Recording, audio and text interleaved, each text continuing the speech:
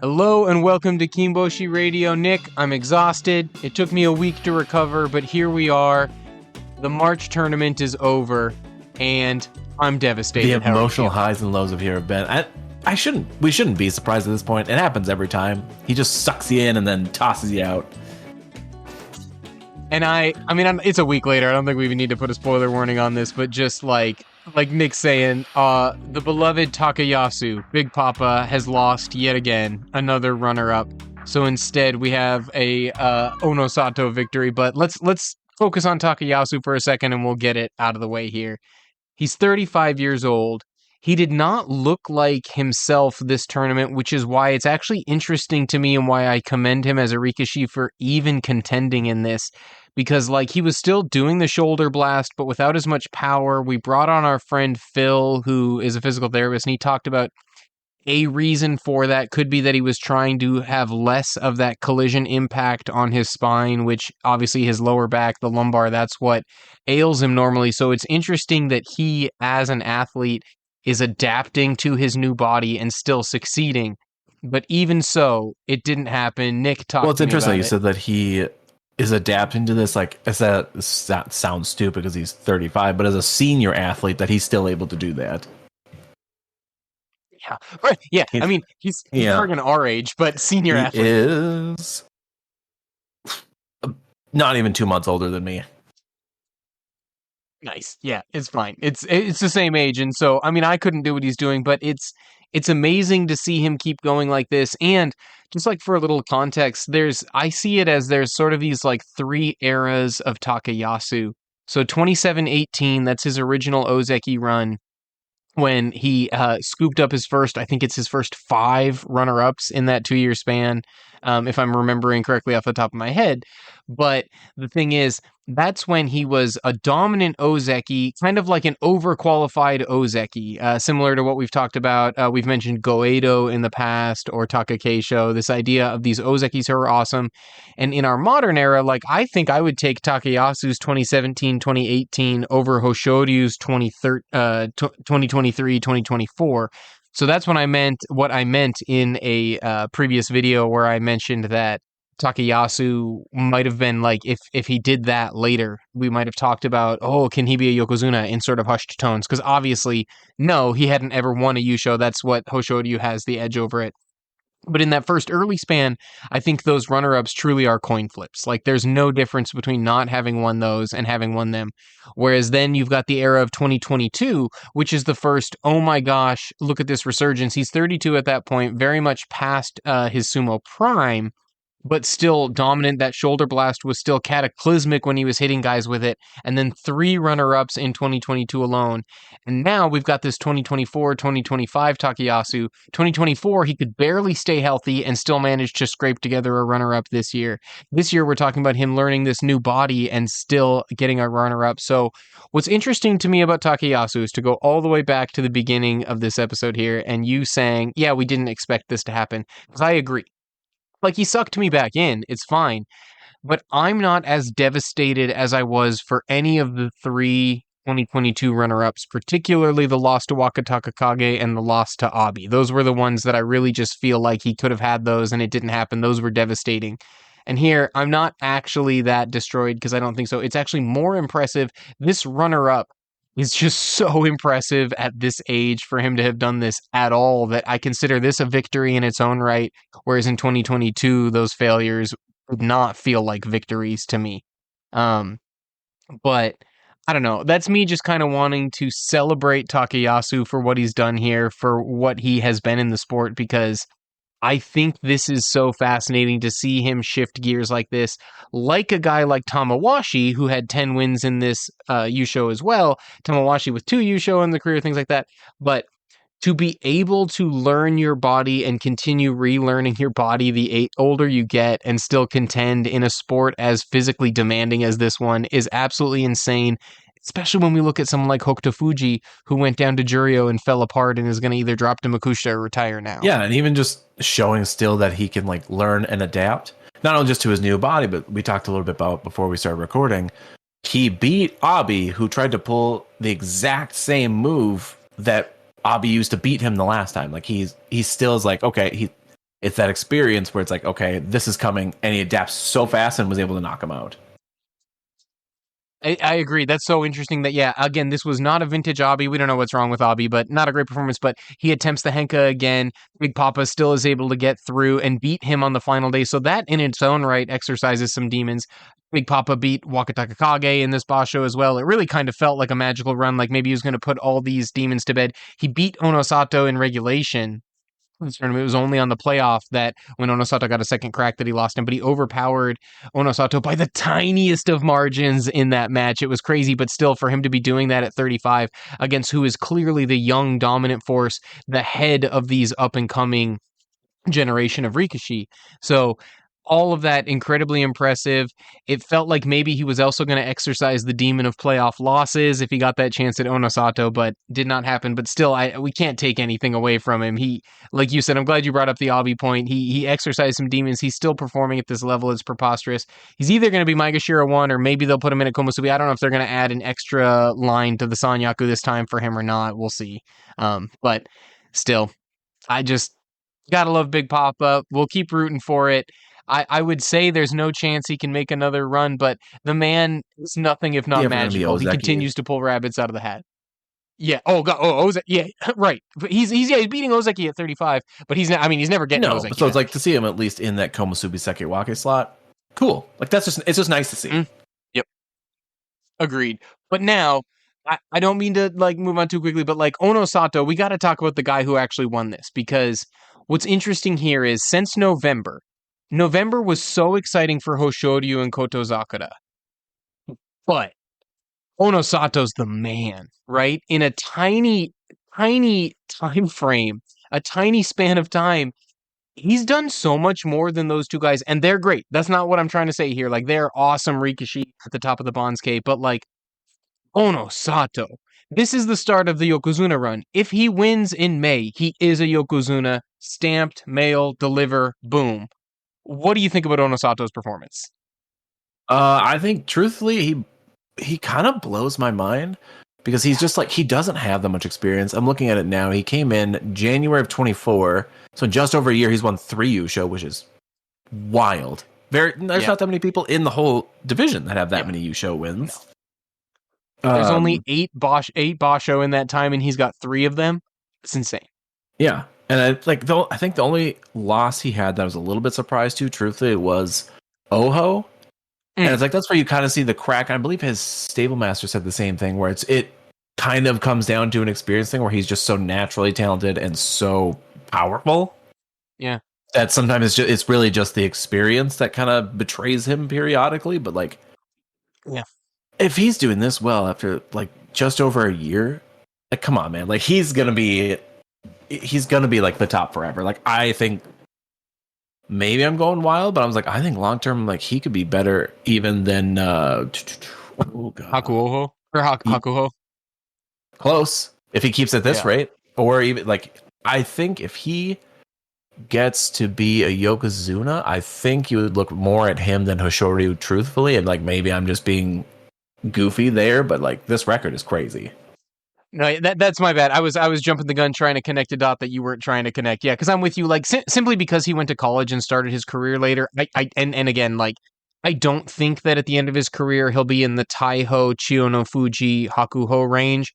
But the dudes below that, like 20 Yusho. Why would we think he couldn't win 20 Yusho? You know what I mean? Like I think he's definitely going to blow past Terunofuji again because of injuries and things like that. So I'm with you there that like of these 3, I still think that Kotozakura has a shot to become a Yokozuna. I still think Hoshoryu is a deserving Yokozuna despite having to pull out from injuries and having some illness and it not being a great debut here. And even with Kotozakura, he shed the Kadoban, he got the Kachikoshi here. It didn't look great. He didn't do what we wanted on the final day and beat Onosato, but like, so those guys are still great. That's not what I'm trying to say. But Onosato, I'm with you, like, cream of the Bansuke right now, and the sky's the limit with this guy. He is. It's so interesting, like you say. We're like, oh, he'll say it himself. Oh, I don't have enough techniques developed. Oh, I'm still raw. And then you're like, dude, less than 2 years in professional. Well, no, in professional sumo he did turn pro, but like less than 2 years in the top division. It's just madness. Yes, and like I don't. Yeah, and I don't mean to make it sound like Hoshoryu, like I'm really like No, I don't. I jumping didn't on hear it that him. way. Okay, I Yeah. was like, 'cause, like I know he whatever he dropped out, but it's like for somebody like him to drop out for an injury, especially at your debut Yokozuna, like it had to be real. Like this is not Yeah. something that he would just be like, whatever, I'll just do it. Yeah, and the interesting thing is, like, we talk about techniques, right? And I do think now Hoshoryu last year worked on building up his body, adding the weight and things like that, and it paid off. We saw a great end of the year, and then obviously the beginning of this year, the promotion to Yokozuna. So I still think, like, as a technical athlete, I think that Hoshoryu's better than Onosato, but that those raw, overpowering physicals of Onosato is insane. And I don't know if Onosato will ever have a repertoire as deep as Hoshoryu's in terms of the winning techniques he can go for. I also don't know that that matters, but I think that we could end up with an insane era of dueling Yokozunas with these guys at the top. Obviously, injuries matter, and so it's fine. Hoshoryu pulled out. I'd rather lose Hoshoryu for a little bit and then get the healthy version of Hoshoryu that will challenge Onosato and has challenged Onosato in the past. That's really what I want to see. But I'm with you. Like, I know there's recency bias and things like that, but it's not. Guys, three Yusho in less than 2 years from this guy who's still making his way in the division. This guy is the real deal. And I think that he's very much the favorite with obviously super early, but for May, he's the favorite.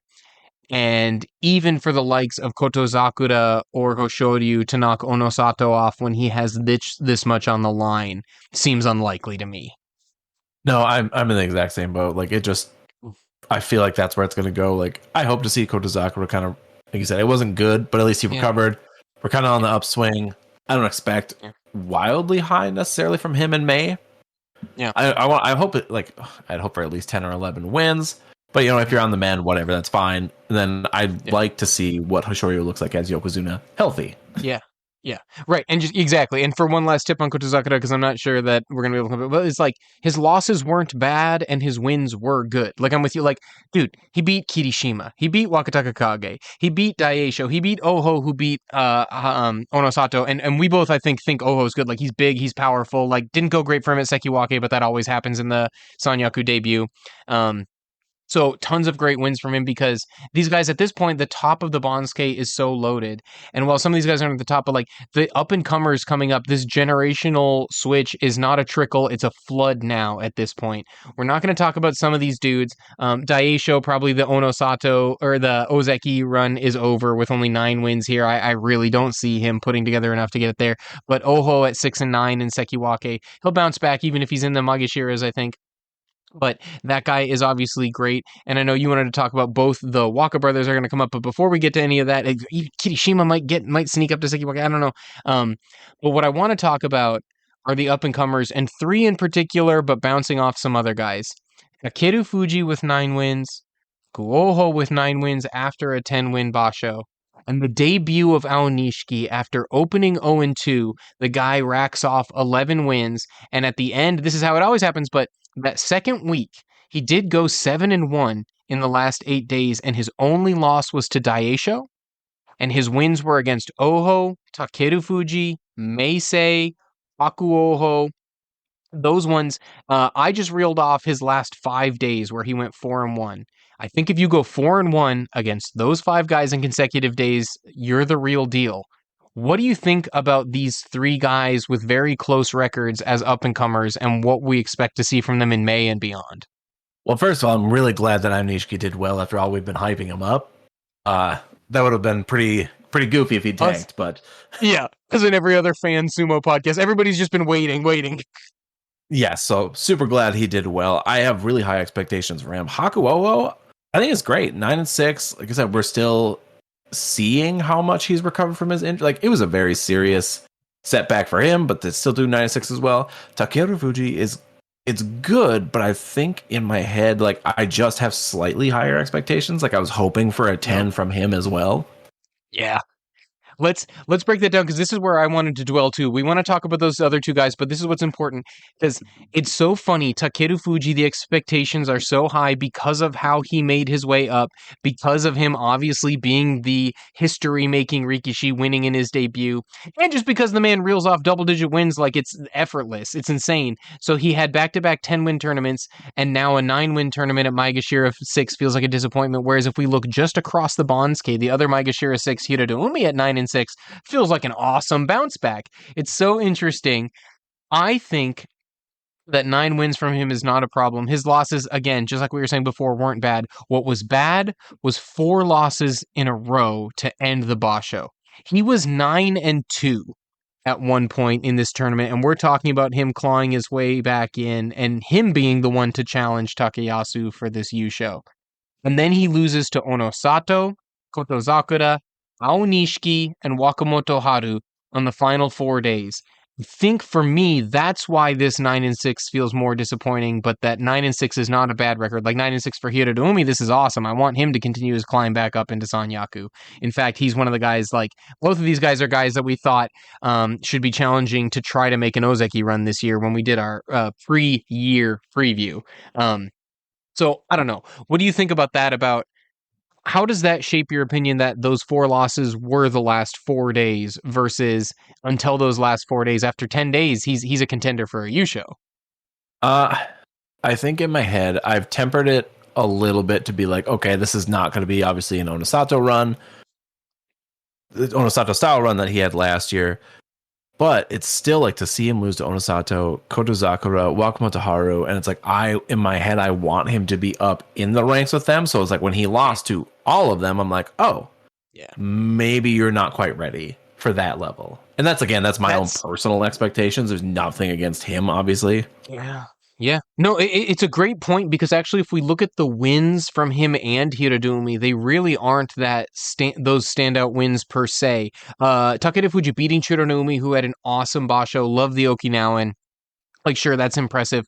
But, like, he beat Kinbozan early, which mattered because Kinbozan had a lot of hype and things like that. But you and I had talked, I don't think we did it on air, but I heard this from Let's Learn Sumo that Kinbozan, I believe, according to Let's Learn Sumo, is a practicing Muslim, and it was Ramadan. So he was fasting for this entire tournament. So kind of give some context for his 6 and 9. Like, 1, it's hard to keep weight on if you're fasting, but 2, like, hard to keep your energy level when Tokyo Standard Time, that's like 5 p.m. that they're fighting. So he can eat like before the sun rises at like 4 a.m.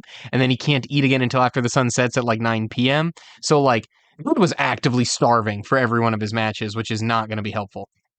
Anyway, beats Shodai, who had a bad tournament, but maybe is like an okay win. Beats Uda. Like the wins with Takerufuji are not the same as those wins I reeled off for Aonishiki. You know, like that really changes sort of opinions. So I'm with you that like Takerufuji's still the real deal, but it's curious.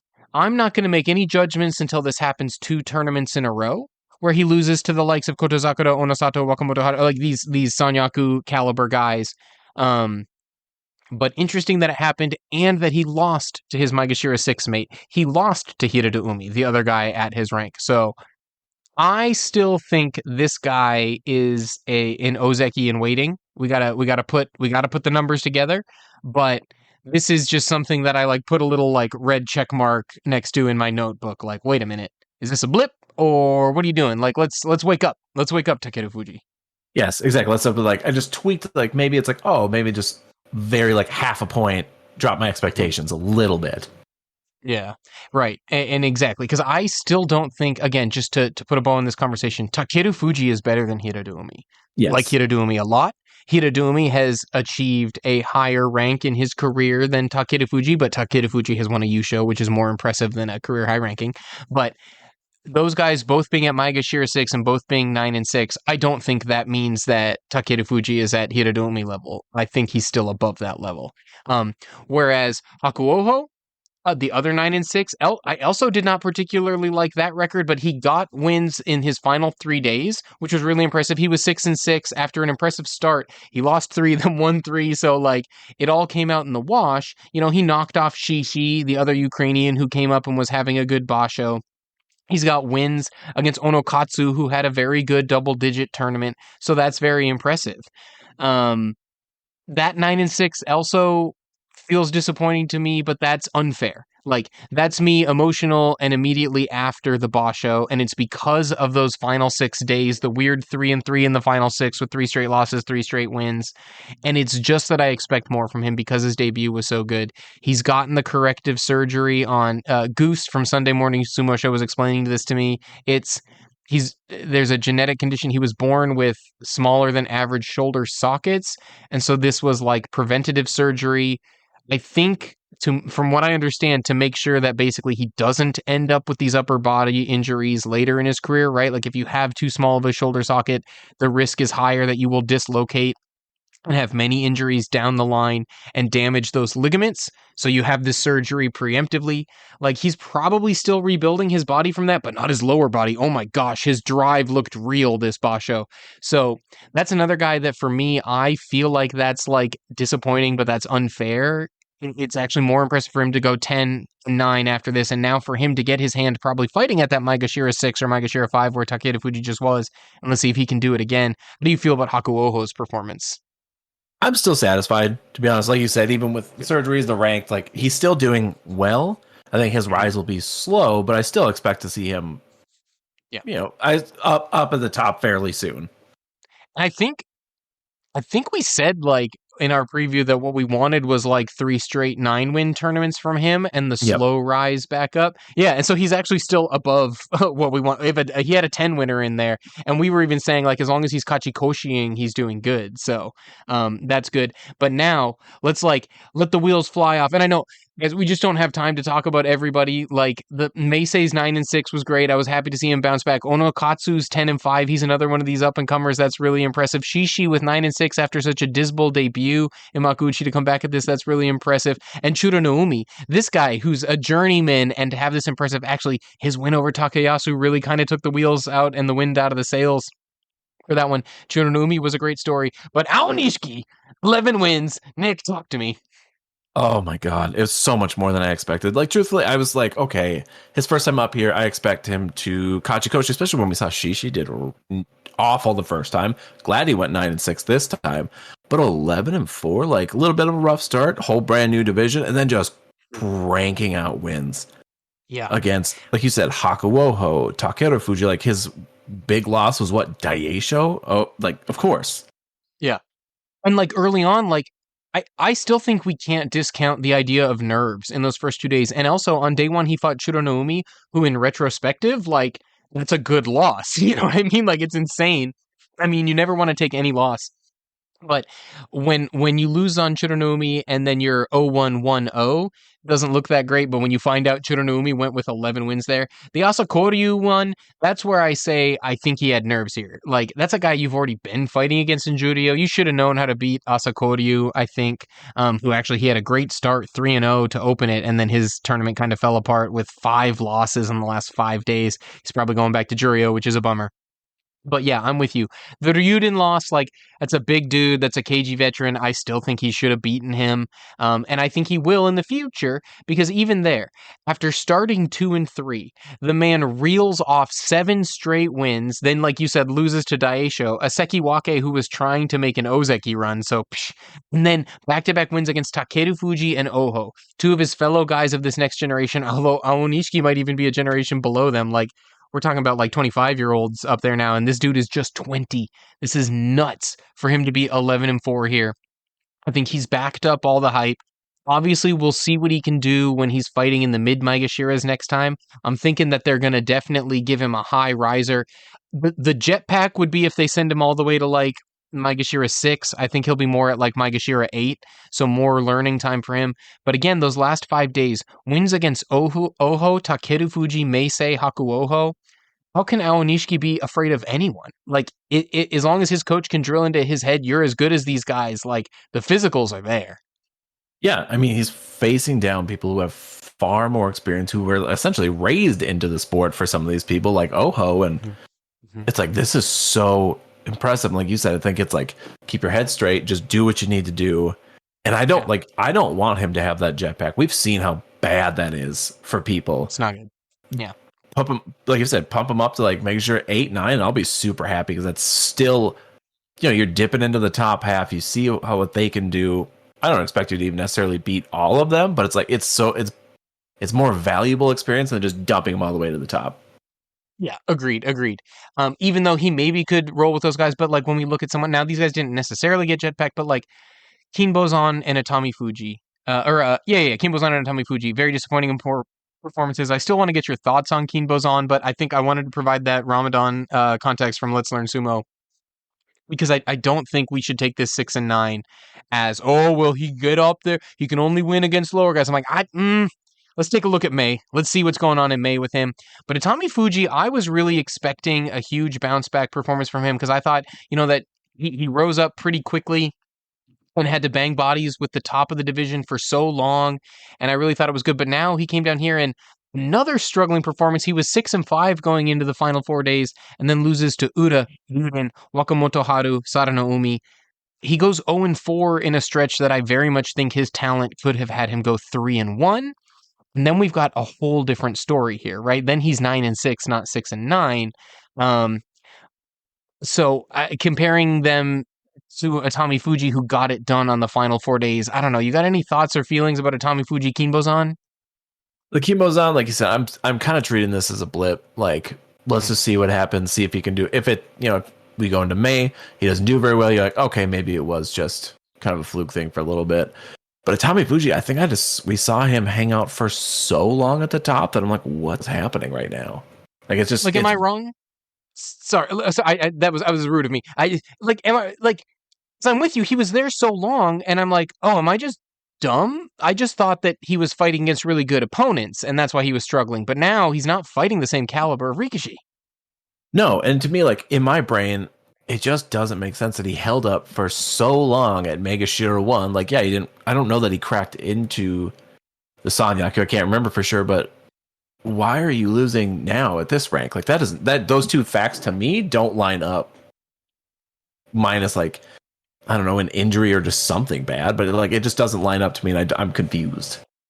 Agreed. And he might be injured. I don't know, but that's definitely something that I am also confused by and intrigued to see if we have a bounce back coming. I'm not really sure because he should be. I just felt like he was about to eat some boys' lunch down where he was ranked. And Kinbozan just wants to eat any meal. I think he's gonna be bounced back. It's not gonna be a big problem. How about so those are guys that had some disappointing performances that we kind of expected to see some bounce backs, but another couple disappointing performances we hinted at them, but I do want to talk about Hoshoryu and Kotozakura. This will be kind of just putting a bow on it because I know we've already kind of spoiled our thoughts at the top, but 5-5-5 from Hosh. Obviously, he pulled out. Kotozakura 8-7. Like, he shed the Kadoban. He looked better at stints and then bad at stints.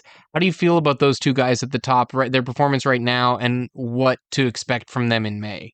Kotozakura, to be honest with you, some of these were disappointing. Loss against Abi, loss against Ichi Yamamoto, Hiroda Umi. I'm like, what happened? Like, you're way above. I love Abi, but I'm like, I expect Kotozakura to beat him.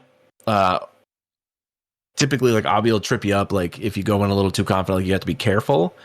But I'm like, it just was disappointing for me. Like, okay, I expect him to be able to beat Takayasu and reasonably be able to contend against Onosato too.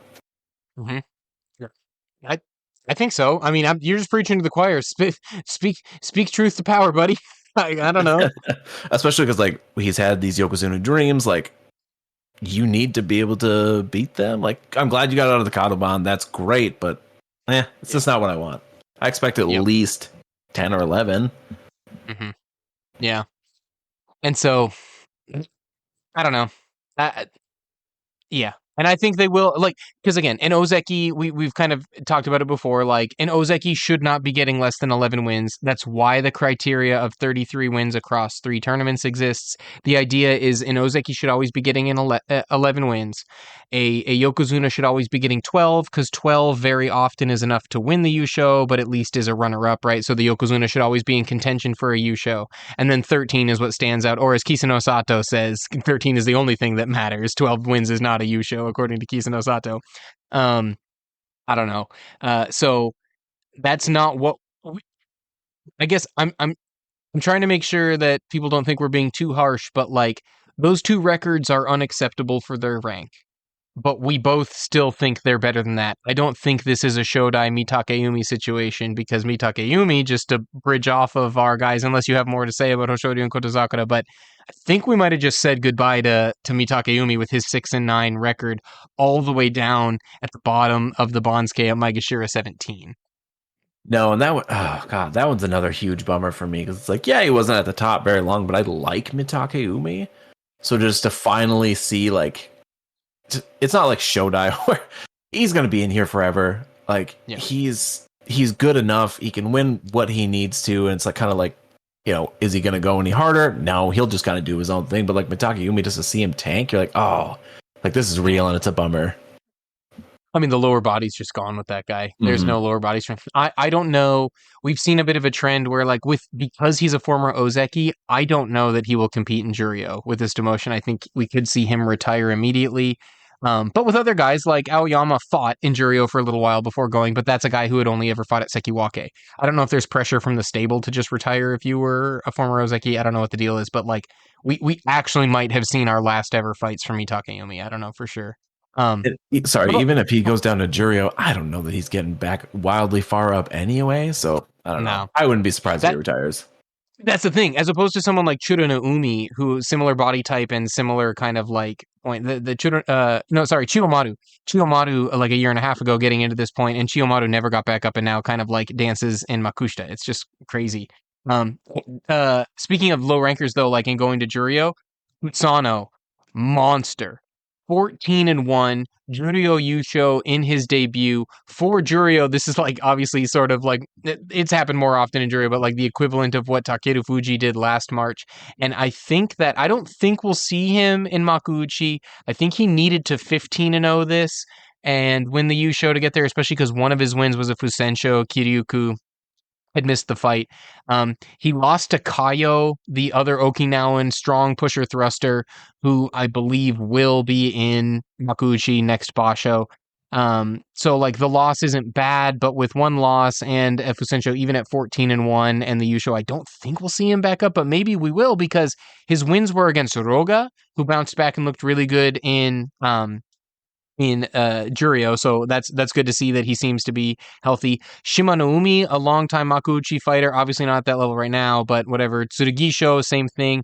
Hidenoumi, another guy with a lot of Makuuchi reps under his belt, the brother of Tobizaru. So like those 4 wins to me said, okay, yeah, you can bang with the bottom of Makuuchi, and you're clearly too good for Juryo. So we'll probably see him at Juryo 1 next time, and then be looking for him to repeat on his Yusho and make an impressive debut. But this is another guy to look out for, screaming up the Bansuke from Juryo.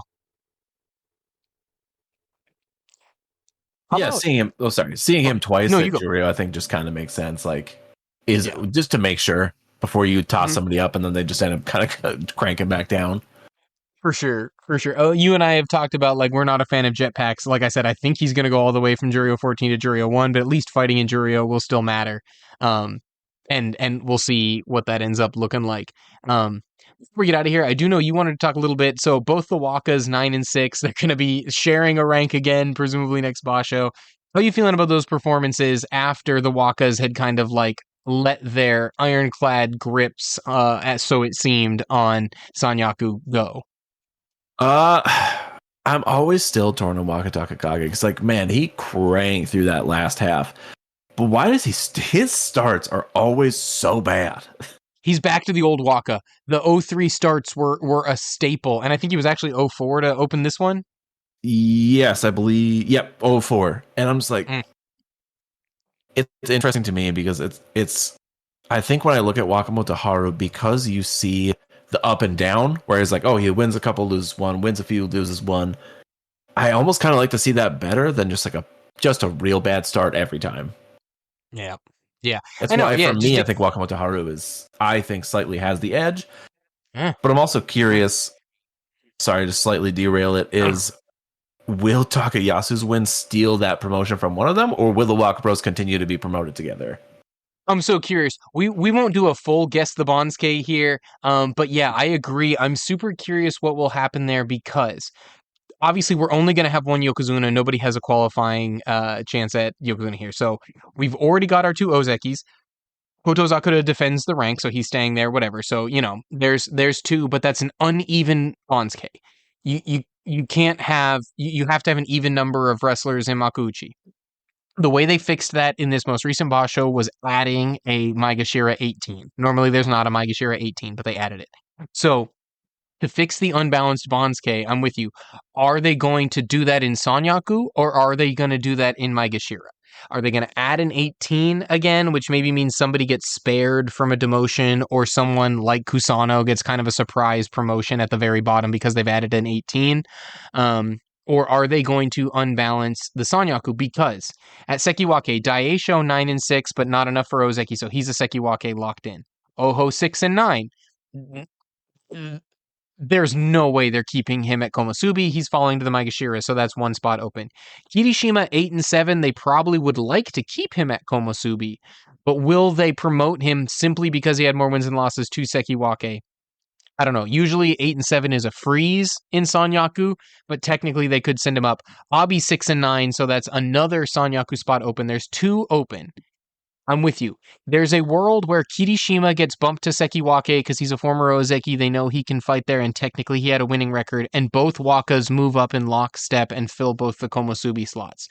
But Takayasu, with a runner-up and 12 and 3 from Maegashira 4, technically, as a former Ozeki, those are numbers that are good enough to send Takayasu all the way to Sekiwake, which means do they promote only one Waka to Komusubi? No chance. If anything, they promote them both. So I'm curious, like you said, I have no idea, but I'm curious if we see Daisho Takayasu at Sekiwake, then Kirishima and both Wakas at Komusubi?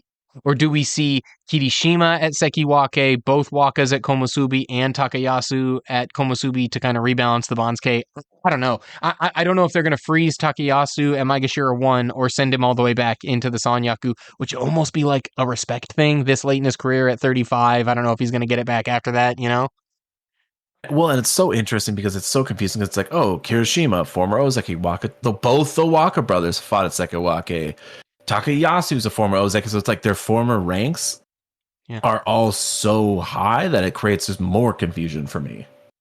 Agreed. I don't know what's going to happen. The top of the Bonsuke, though, is insane. Like, that's all we can really say. Either way, we barely scraped across several stories. There were so many stories left out. I'm exhausted from this Basho. This one was so exciting. Just wrapping it up, what was the best story of this Basho for you at the end? Knowing how it ended now, what was the best story coming out of this for you? Well, it clearly was not my favoritism of Nishikifuji. That one didn't go well for me. We might be that one. We gotta keep beating that drum just to let everybody know that we have no idea what we're talking about. We were the biggest Nishikifuji promoters 2 years ago. And that's the real like crack in the armor when it comes to anything I'm predicting. But it's still, truthfully, seeing the Takayasu Onosato showdown was so exciting for me. Like, I loved it. Love seeing that at the end. I agree. And I think the biggest story out of this for me, let us know in the comments what you think, but it's got to be Onosato now being on an Ozeki run or a Yokozuna run. So young, cosmetic. This is if he was this early in his career on an Ozeki run, it would still be impressive. But no, it's Yokozuna run. That's got to be the story for me. Let us know in the comments what the biggest story of this insane Basho was for you. But until then, talk to you again next time. Thanks for listening, everybody.